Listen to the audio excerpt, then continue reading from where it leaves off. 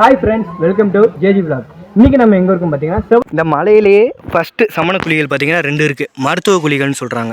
அதாவது அந்த பார்த்தீங்கன்னா பிரயோக சக்கரம்னு சொல்லுவாங்க. எதிரி மேலே சக்கரத்தை வீசுறதுக்கு ரெடியாக இருக்கும். ஸோ இது மூலமே தெரிஞ்சுக்கலாம்.